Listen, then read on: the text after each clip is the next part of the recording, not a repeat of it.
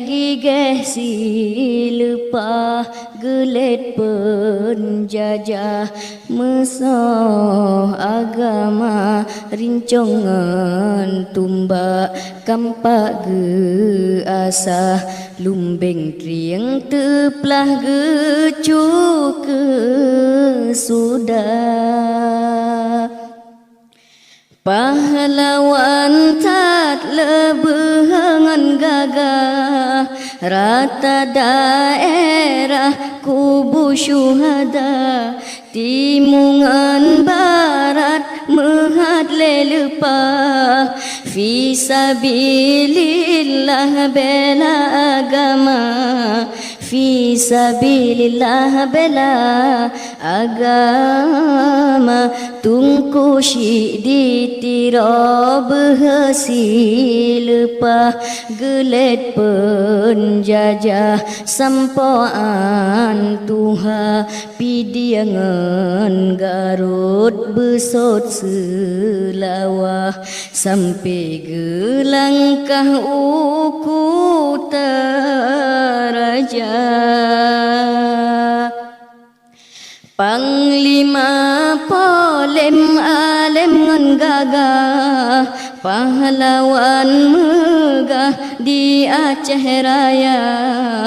Tengku Hashim Pih berhasil pah lehanyan metua imum lung bata lehanyan metua imum lung bata diteku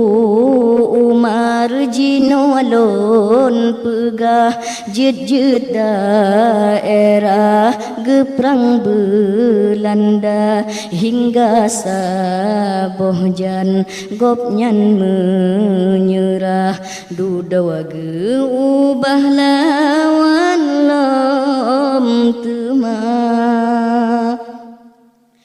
temacutnya adin yakin ngan siwa pantang menyerah ni ba Belanda dudawa ditemele sitrea jua kedeh dipinah Sumedang Jawa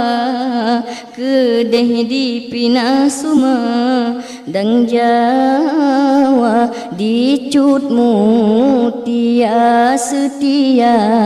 lepah pahlawan megah Aceh Utara leh syahid lakawa dudawa geminah han ge menyerah ni ba Belanda di Aceh Selatan Raja Angkasa serta megah Cut Ali muda nya Ali daya di lamno megah turut perintah bak perang Belanda turut perintah bak perang Belanda letat lom lain yakin silepah pahlawan megah Aceh mulia semangat suci fisabilillah kendak ba Allah nangra merdeka wahai bangsa lon kaum yang megah merdeka kasah belena dawa tak pegat nanggro sampai bercedah ingat sejarah pahlawan bangsa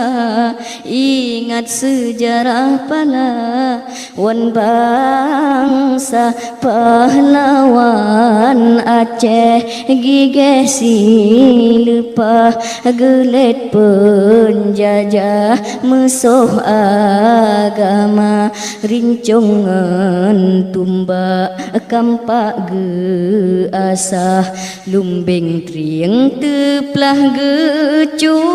ke sudah